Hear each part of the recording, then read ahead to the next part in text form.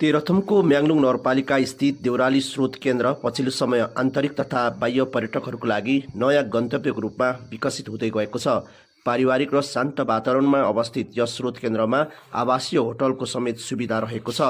केन्द्रमा हाल 10वटा अट्याच कोठाहरू रहेका छन्, जसले पाहुनाहरूलाई आरामदायी र सुरक्षित बसोबासको अनुभूति दिलाउँछ। सस्तो र सुलभ दरमा सेवा प्रदान गरिँदै आएको यस स्रोत केन्द्रमा आउने पाहुनाहरूले अर्गानिक खाना समेत स्वाद लिन पाउने व्यवस्था छ, जुन यहाँको विशेष आकर्षण मानिन्छ।